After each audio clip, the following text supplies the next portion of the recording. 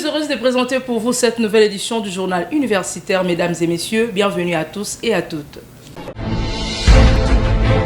Débutons cette édition par la soutenance publique de la thèse de doctorat du chef des travaux Matondo Falanga Junior, tenue mardi dernier à l'Université pédagogique nationale, intitulée « Caractérisation physico-chimique et microbiologique de tourbières du bassin du Congo au nord-ouest de la République démocratique du Congo ». Cette recherche porte sur l'étude des écosystèmes. Reportage signé Georges Delumbi et Christian Chipamba.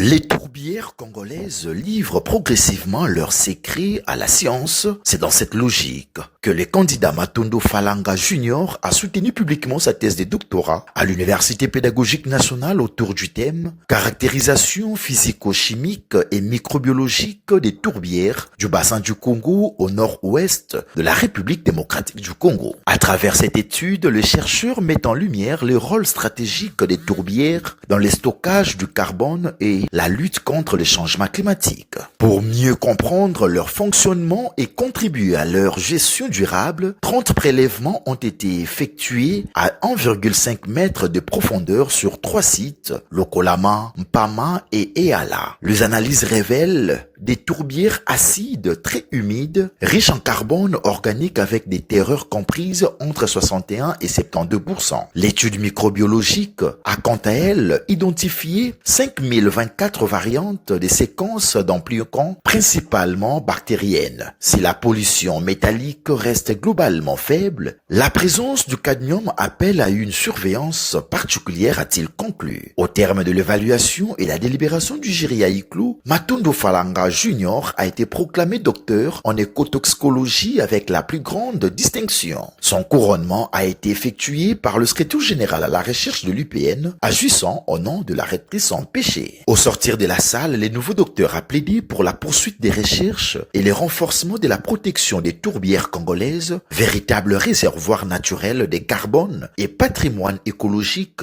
majeur de la République démocratique du Congo. Aujourd'hui, nous connaissons l'importance des tourbières sur les changements climatiques. Ce sont des milieux qui nous protègent contre les perturbations des changements climatiques. Alors, une bonne gestion de ces milieux-là est primordiale. D'où cette thèse explique comment ce milieu fonctionne en termes de la physico-chimique et de la microbiologie, avec comme objectif d'avoir une gestion durable. L'importance de ces milieux-là, une unité des recherches sur les tourbières. Je prends un exemple, il y a cela quelques années, où on s'était réveillé, du coup on se voit, il y a eu changement de coloration de l'eau de la rivière Kassai. La RDC a loupé une occasion de gagner de l'argent auprès de l'Angola, tout simplement parce que nous n'avons pas l'habitude de mener des recherches scientifiques sur nos écosystèmes. Si on avait, par exemple, déjà une recherche au préalable sur ces rivières-là, dont on détermine certains paramètres indicatifs de la pollution, on allait simplement faire une contre-analyse et prouver à l'Angola qu'il a été à la hauteur de la pollution. Mais hélas, la RDC n'est pas réputée dans ce sens-là. Avec l'exploitation de l'homme, avec l'industrialisation, demain, nous risquons de participer au changement de certains paramètres indiquant la pollution dans ces milieux, d'où notre travail sera là pour dire, voilà au départ, on avait tel paramètre, tel paramètre, tel paramètre, après votre impact, voilà ce que les paramètres ont changé, d'où vous avez produit. On doit procéder à la datation de ces milieux pour connaître son âge. Et aussi, on doit faire avancer des études sur la métagénomique. Pourquoi? Parce que nous avons, grâce à notre recherche, déterminé ou indiqué certains embranchements qui vivent dans ces milieux-là. Mais ces embranchements ont un rôle écologique à jouer. D'où il faut une étude sur la métagénomique pour connaître exactement quelles sont les fonctions écologiques de chaque embranchement.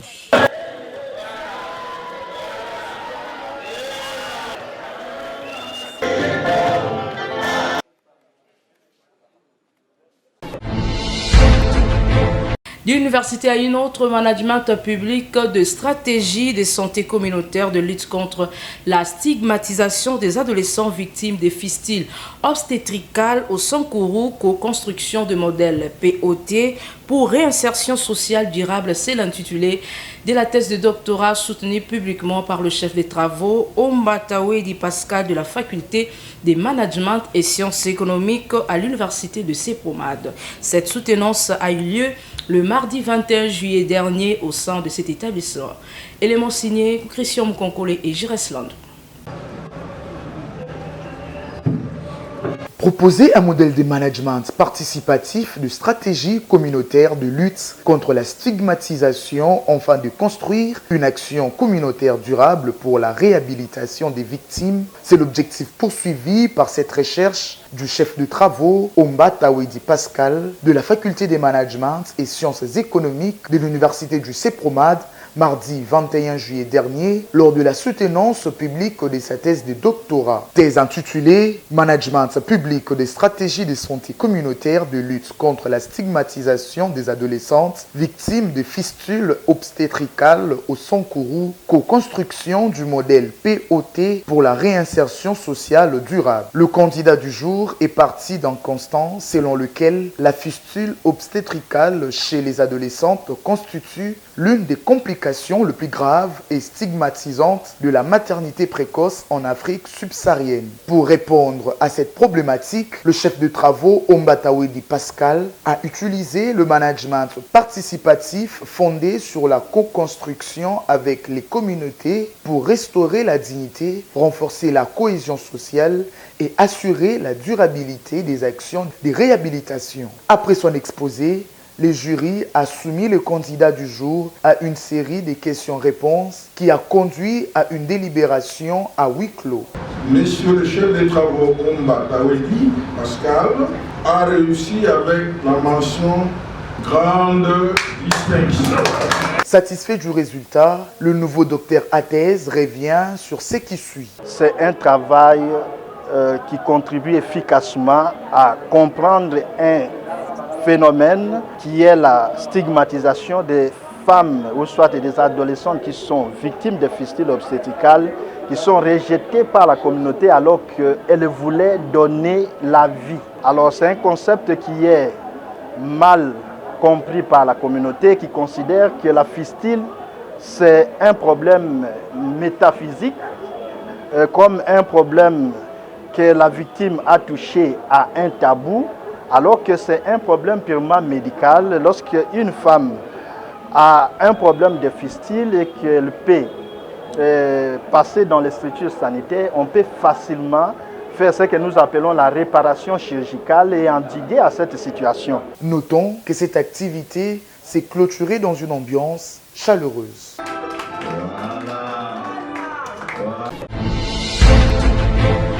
Rendons-nous à l'université de Kinshasa, à la faculté de droit au département de droit privé et judiciaire où le chercheur Mbaji Kapassi Patrick a défendu publiquement son mémoire de diplôme d'études approfondies intitulé « Les recouvrements des avoirs criminels, regards pratiques et perspectives en droit congolais ». Cette défense s'est déroulée le week-end dernier au sein de la dite faculté en présence de membres du jury, le professeur, des enseignants ainsi que plusieurs invités.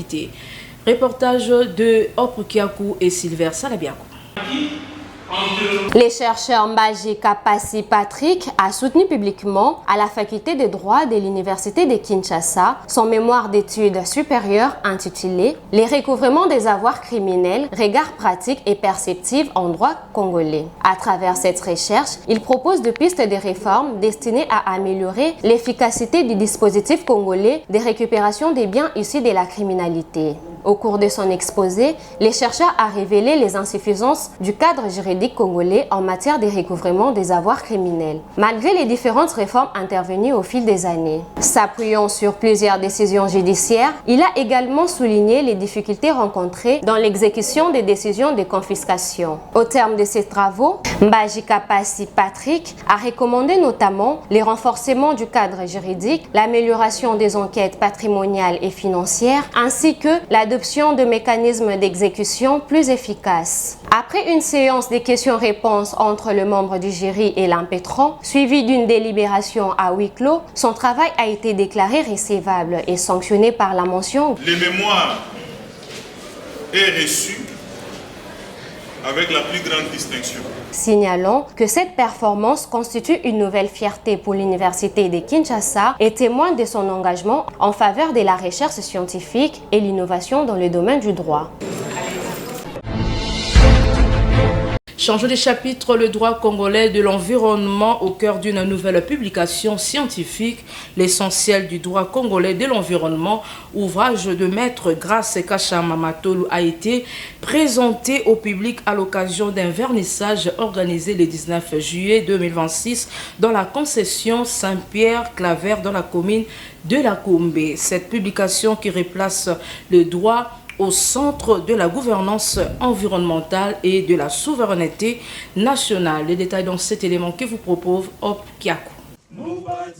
Un livre, un plaidoyer et une vision pour l'avenir économique de la République démocratique du Congo. C'est les triples paris relevés par Maître Grace Kachama Matolu avec le vernissage de son ouvrage intitulé « L'essentiel du droit congolais de l'environnement ». Une publication qui replace le droit au centre de la gouvernance environnementale et de la souveraineté nationale. Paru aux éditions Lumumba, cet ouvrage de 195 pages, préfacé par Maître Claude Nyamugabo, professeur à la faculté des droits de l'Université de Kinshasa et ministre honoraire de l'environnement et du développement durable, puis postfacé par le professeur Franco Nyangolo, a été présenté devant un parterre des juristes, d'universitaires, des décideurs et d'acteurs du secteur environnemental. La cérémonie s'est ouverte par une brève présentation de l'auteur assurée par Maître Bamana avant que le professeur Jean-René Mabuilo ne livre une lecture critique de cette œuvre scientifique. Structuré en 5 chapitres, l'ouvrage, a-t-il expliqué, dépasse les cadres d'un simple manuel destiné aux étudiants ou d'un aide de mémoire pour les praticiens. Il constitue un véritable plaidoyer pour l'effectivité du droit de l'environnement, en appelant chaque acteur public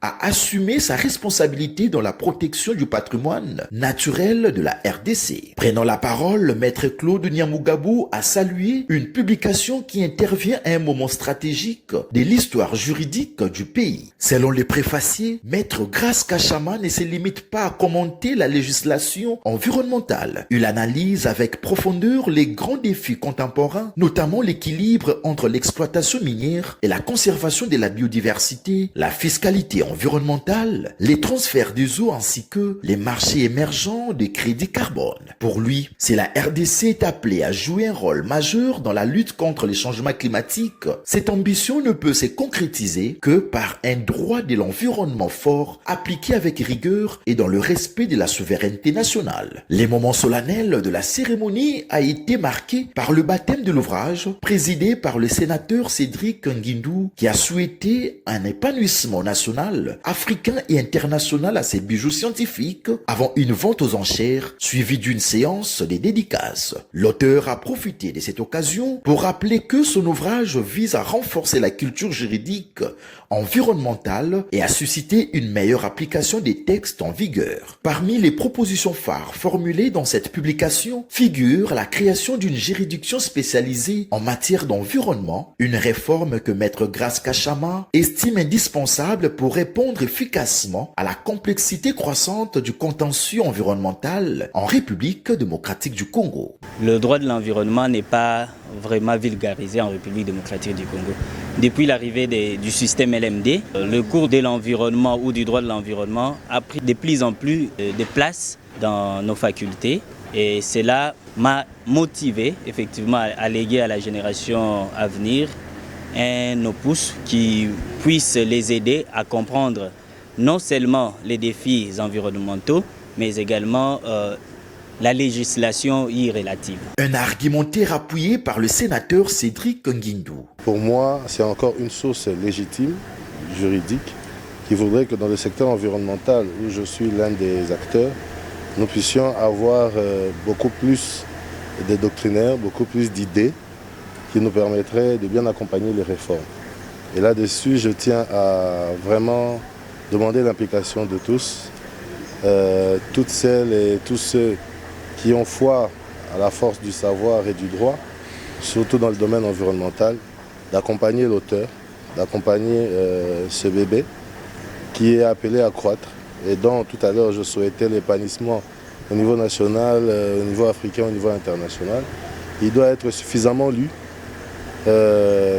bien cité, largement étudié dans nos institutions universitaires. L'ambiance était bon enfant.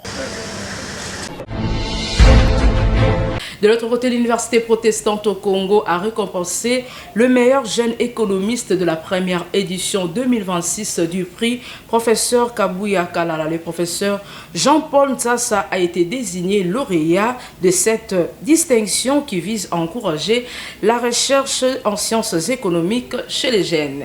Témoin de l'événement Vanongolo. Le Centre interuniversitaire de recherche en économie mathématique, CIREM, de l'Université protestante au Congo, a servi de cadre jeudi dernier au lancement officiel du prix Kabuya Kalala. Créée par l'IPC, cette distinction nationale vise à honorer les meilleurs jeunes économistes congolais de moins de 40 ans. Elle porte le nom du professeur émérite François Kabuya Kalala, qui sert l'IPC depuis plus de 50 ans. Pour cette première édition, le jury a retenu des critères d'excellence: l'âge, l'originalité de la recherche, l'impact sociétal, l'engagement académique, l'éthique, la collaboration internationale, pour ne citer que cela. Au terme du processus, un seul nom a été retenu, le professeur Jean-Paul Ntsassa Nkimbangu.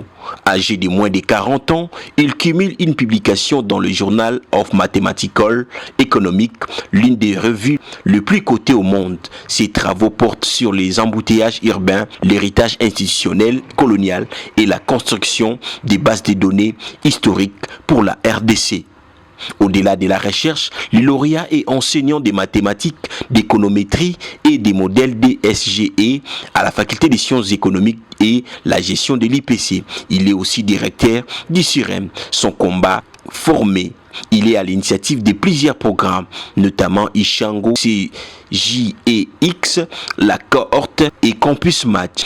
Pour lui, ce prix dit une chose: on peut faire de la recherche de qualité depuis Kinshasa, il faut juste y croire. Très ému, le professeur émérite François Kabuya Kalala a salué l'initiative. Disons, j'ai donné plus de 50 ans à cette université, je suis fier que mon nom serve à encourager la jeunesse. Les révérends recteurs et tous les membres du comité de gestion de l'université protestante au Congo, pour le grand honneur qui m'est fait d'attribuer un second prix d'excellence académique portant mon humble nom, à côté de celui du très regretté professeur Kintambu Mafuku, l'une des figures marquantes de l'enseignement des mathématiques dans nos facultés d'économie. Cette marque d'estime m'engage davantage au service des nobles idéaux que porte l'UPC et que le CIREM véhicule avec ardeur et compétence inégalées. À côté du prix principal, le prix Kintambu a récompensé 4 jeunes talents. Emerson Mbungu de l'UPC, Jean-Cy Kanega Mouigwe de l'ICB, Joseph Moulumai Mpinga de l'IPC et Winner Nkoko de l'IPC. Pour le recteur de l'IPC, le révérend professeur Kwimbi Bibikan, ce prix doit devenir un rendez-vous annuel. Il s'agit d'honorer une figure emblématique et d'inciter nos jeunes à la recherche et au service du pays. Il a lancé officiellement la 2e édition. Ce prix sera désormais décerné chaque année afin de promouvoir l'excellence, de valoriser la relève scientifique et d'encourager le développement de la recherche en sciences économiques en République démocratique du Congo. Parlons à présent de la signature du protocole d'accord de partenariat stratégique entre le Forum national Jeunes Avenir et le groupe SNADARP, respectivement dirigé par le coordonnateur Alpha Mbobika et le directeur général Pezo Zola. Cet événement d'une grande importance pour la jeunesse congolaise s'est tenu le week-end dernier dans la commune de Lagombe. Témoin de l'événement, Jérès Land. Le Forum national Jeunes Avenir a franchi une étape significative en signant officiellement un protocole d'accord avec le groupe SNADARP. Cet événement marque le début d'un partenariat stratégique centré sur une vision partagée, investir dans la jeunesse congolaise, promouvoir l'innovation, renforcer les compétences, créer davantage d'opportunités pour les pays. Lors de la cérémonie, le coordonnateur du FNJA, Alpha Mbobika, a exprimé sa gratitude envers le groupe SNADARP. Le FNJA œuvre notamment pour la promotion du leadership des jeunes, le renforcement des capacités, la participation citoyenne, l'entrepreneuriat, l'innovation et le développement durable. Le groupe SNADARP, quant à lui, apporte son expertise reconnue dans le domaine du numérique, de l'innovation technologique, des solutions hospitalières, de la formation professionnelle et de l'accompagnement des organisations. Une raison valable pour ces deux structures de réunir leurs forces dans le domaine de la formation, de l'entrepreneuriat, de l'employabilité, de la transformation digitale et du développement des compétences des jeunes. Ainsi, ces partenariats entre ces deux organisations a pour ambition de développer des programmes de formation, des conférences, des initiatives entrepreneuriales et des projets d'innovation visant à faciliter l'insertion professionnelle des jeunes. En outre, ces deux structures espèrent générer des résultats visibles. Alors aujourd'hui est un jour important, un moment chaleureux qui marque le début d'un partenariat stratégique entre le FNJA et le groupe SNADARP. Étant de jeunes, nous nous sommes donné le devoir d'encourager nos semblables à investir dans le développement de notre nation. Grâce à ces partenariats, nous allons concrétiser différents objectifs spécifiques que nous avons au sein de notre structure.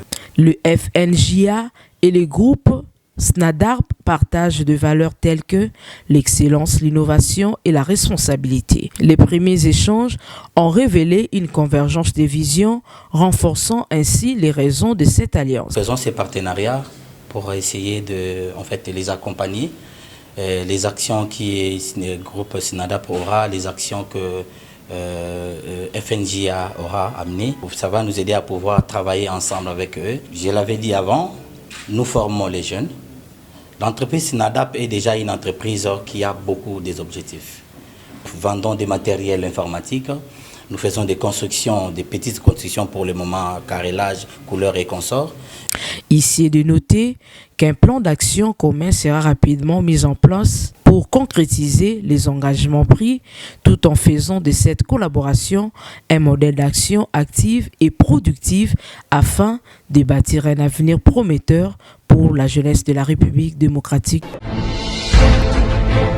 Avant de boucler cette édition, ils sont désormais membres de la Corporation des professionnels en santé communautaire. Au total, 75 nouveaux membres ont prêté serment le week-end dernier au cours d'une cérémonie organisée par le Bureau national du Corps national des professionnels en santé communautaire, CNPSC en sigle, dans la grande salle de l'église protestante de Lissala dans la commune de Kassavoubou. Une cérémonie qui marque une nouvelle stratégie dans le renforcement de ressources humaines engagées au service de la santé communautaire. Suivez.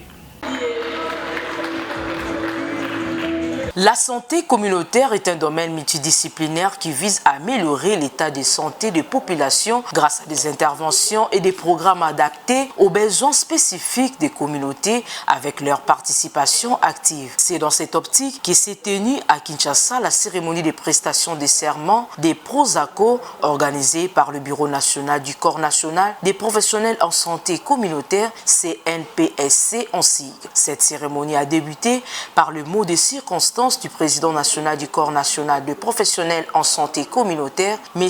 Lukumu Malabi Rocher Willy. Dans son allocution, il a rappelé que le serment de professionnels en santé communautaire repose sur 6 valeurs fondamentales: l'honneur, l'indépendance de la profession, la probité, l'impartialité, l'humanisme et la rigueur au service de la santé. Selon lui, ces serments constituent un engagement personnel pris devant Dieu, le Bureau national, les instances provinciales ainsi que l'assistance qui auront auront la responsabilité de veiller à son respect tout au long de la carrière de professionnel. S'adressant aux récipiendaires, le président national a souligné que la prestation de serment ne constitue pas une simple formalité, mais plutôt un acte qui éveille la conscience professionnelle. Il engage chaque professionnel à exercer sa mission dans le respect des normes éthiques et déontologiques et à collaborer avec les différentes parties prenantes du secteur de la santé. S'en est suivi l'initiation à la prestation de serment par M. Bokonji Nsala Mathieu. Au total, 75 nouveaux prosacos ont prêté serment et se sont engagés à respecter les principes d'éthique et la déontologie synonymes des dignités humaines dans l'exercice de leur profession. Motif de joie, le président national du CNPSC et le secrétaire national du SINAPSACO se sont exprimés en ces termes. Aujourd'hui, c'est un sentiment de joie de voir les dames et les messieurs de venir nous rejoindre dans ces bateaux. Ils ont choisi la santé communautaire non pour seulement d'avoir le diplôme, mais servir les pays sous ces sous-secteurs santé communautaire. À retenir n'est que féliciter les récipiendaires qui ont accepté de s'introduire dans la famille santé communautaire en séjour, mais aussi de faire appel aux autorités de notre pays qui tardent encore à reconnaître cette catégorie professionnelle dans les corps de métier du système de santé en tant que profession à part entière. Ici est de noter que cette cérémonie s'est clôturée par la remise des attestations et des cartes de membres suivies du mot du représentant des lauréats, de l'intervention de l'encadreur, du président honoraire du CNPSC, de la représentante du ministre de la Santé publique, ainsi que de la notification de 3 cellules de service et d'une photo de famille, le tout dans une ambiance conviviale. C'est la fin de cette édition, mesdames et messieurs. Merci de prêter attention à notre présentation derrière la caméra. Je reste Landou, réalisé par Emmanuel Lema, assisté par Divine Ekoka, toujours sous la coordination de l'honorable André Mouchongo. Machara, quant à moi, je vous dis au revoir et bonne suite de programme chez vous.